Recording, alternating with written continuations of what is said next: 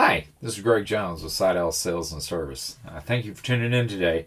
In today's video, we're going to talk a little bit about Seydel diatonics and a topic you've undoubtedly heard about if you spend any time on the internet forums. And we're going to answer not necessarily once and for all, but just help you decide, will a stock Seydel harmonica play overblows?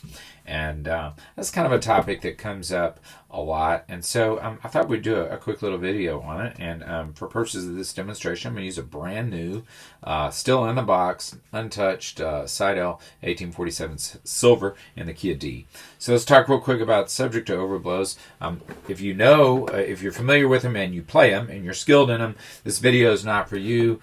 You probably already know a lot of this. It's more designed for those who are considering, who'd like to learn the technique. So the technique of overblows is very difficult.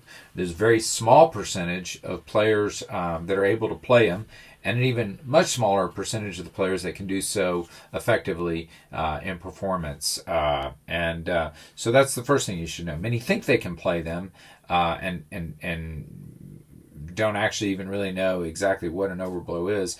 And then others believe that they can learn it or that it's just merely the harp. If they just get a harp that's set up right, they can learn it. And I think that does contribute to it. But I think the most important factor in learning overblows, you really need an instructor. It's just very, very few players. Many claim they will, but very few actually succeed in learning. And there's some great instructors out there who are able to teach the technique, but it does require an incredible amount of practice and really does require some professional instruction by established overblow players. So anyhow, with that said, let's just take a look at this 1847 silver stock harp. Just came straight from Seydel, and 1847 silver model, as you know, is a sandwich design, and it has the polymer comb. So let's just see what we can get. I'm going to play second position, major scale.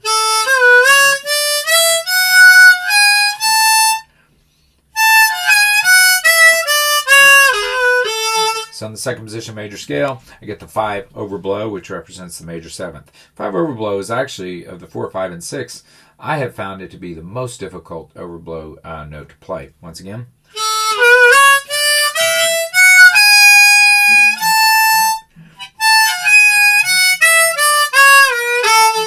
Let's see if we can get the 6 overblow.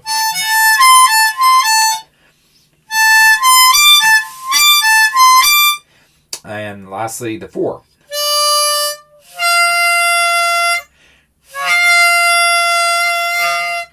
And let's see if I can get the 1 overblow.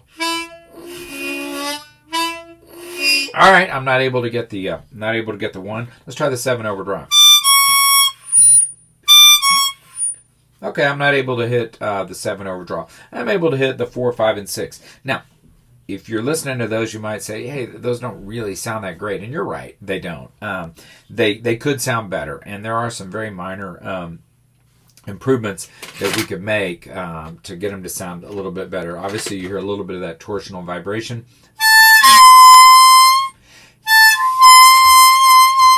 You hear that little squealing noise, and so we're gonna look in subsequent videos. We're gonna talk about how we can reduce some of that and actually help the overblows come out a little bit better. But I just want to demonstrate, if you're seeking to learn the technique,